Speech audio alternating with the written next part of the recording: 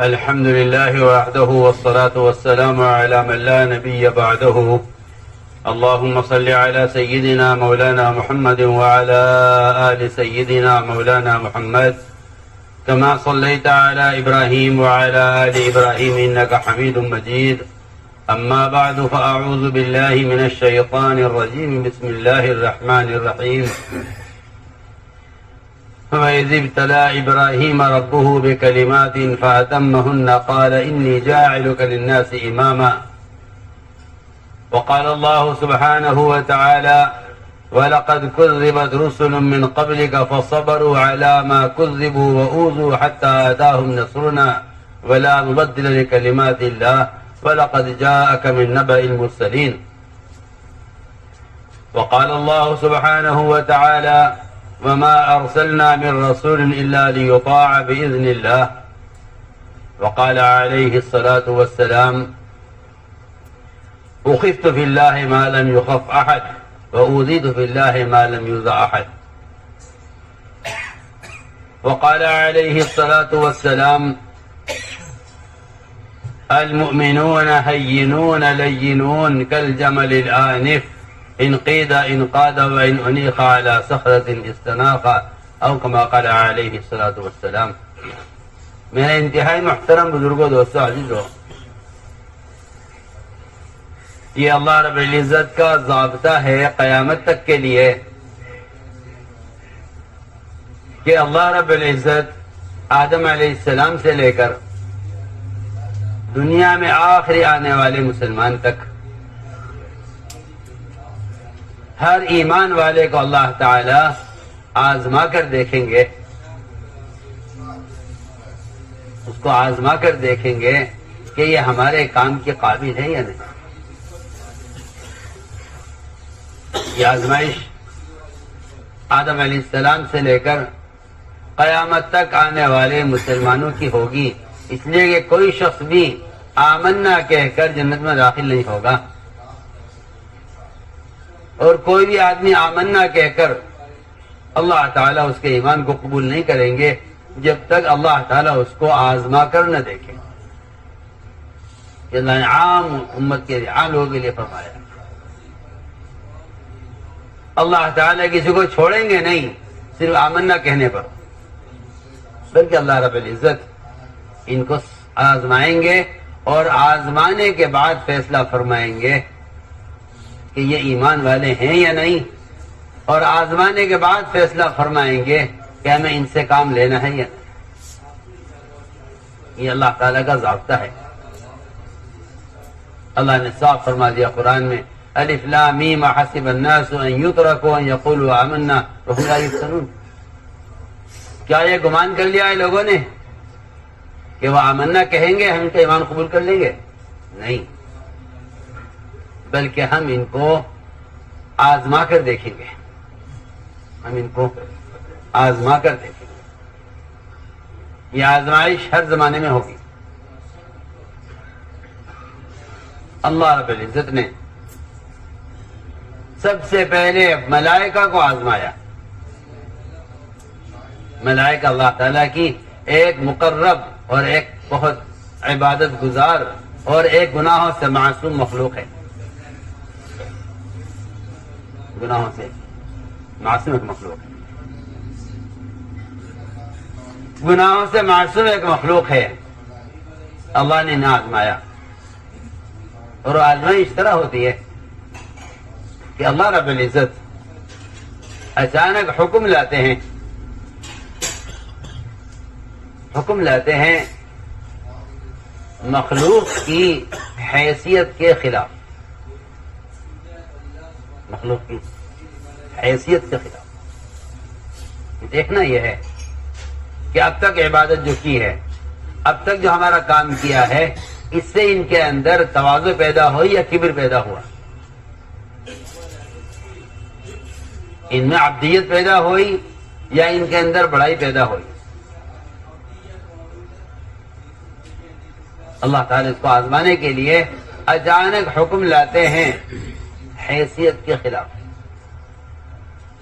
حکم لاتے ہیں حیثیت کے خلاف.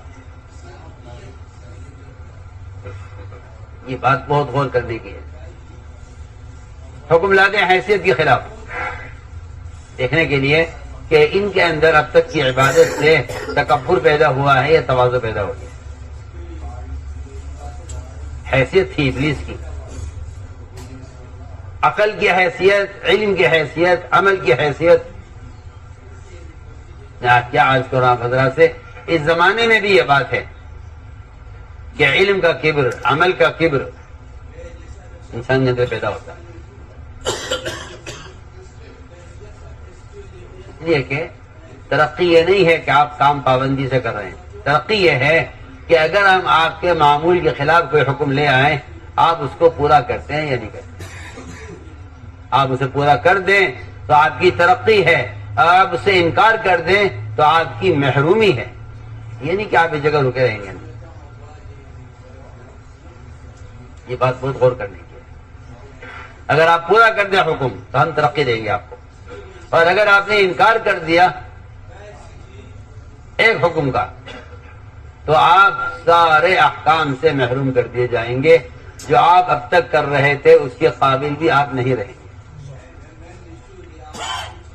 یہ اللہ تعالیٰ کا جو حکم آتا ہے، یہ حکم آتا ہے سب سے پہلے حیثیت کے خلاف. چنانچہ اللہ تعالیٰ نے ملائکہ کو حکم دیا کہ آدم کو سجدہ کر. ایک امر ہے اللہ کا، اور اللہ کا امر ہونا کافی ہے پورا کرنے کے لیے. اس کے لیے کوئی وجہ تلاش کرنا یا علت تلاش کرنا یا وجہ معلوم کرنا، اس کی کوئی گنجائش نہیں ہے. اس کی کوئی گنجائش نہیں ہے. اچانک حکم آیا، اچانک حکم آیا کہ سجدہ کرو آدم.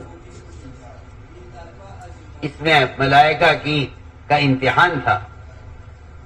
چنانچہ تمام ملائکہ نے سجدہ کیا اللہ کے امر کی وجہ سے.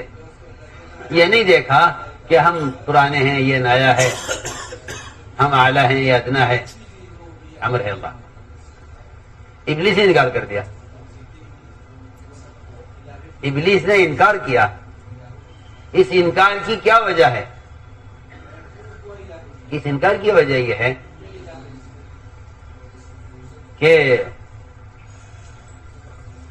ہم اعلیٰ ہیں یا ادنا ہے، ہم پرانے ہیں یا نیا ہے. یہ انکار کی وجہ ہے. اس لیے کہ کسی حق بات کو قبول کرنے کے لیے سب سے بڑی رکاوٹ حسد بنتا ہے. حسد حق قبول کرنے سے انکار کر دیتا. بہت سے مشرکین محمد صلی اللہ علیہ وسلم کے بارے میں خوب جان گئے تھے کہ یہ نبی ہیں، لیکن اس حسد نے ایمان لانے سے روکے رکھا کہ نبوت انہیں کیوں ملی ہے. آپ بول، بہت سے مشرکین جانتے تھے کہ آپ نبی برحق ہیں. بہت سے یہود آپ کو اپنی کتابوں میں پڑھ کر جانتے تھے کہ ہاں یہ نبی آنے والے ہیں اور یہ وہی ہیں. صرف حسد نے ان کو روک دیا اسلام لانے سے. کتاب انہیں کیوں دی گئی ہے اور نبوت ان کو کیوں دی. بہت سے مشرکین کہتے تھے مکے کے کہ اگر محمد صلی اللہ علیہ وسلم ہمارے خاندان کے ہوتے تو ہم ایمان لے آتے، لیکن ہمارے خاندان میں نہیں، تمہارے خاندان میں ہم ان کو قبول نہیں کریں گے. یہ غور کرنے کی بات ہے.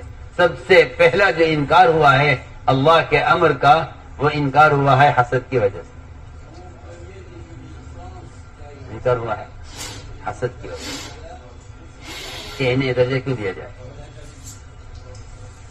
پہلی نافرمانی اللہ کے آسمان پہ ہوئی ہے حسد کی وجہ سے. پہلا قتل زمین پر ہوا ہے حسد کی وجہ سے.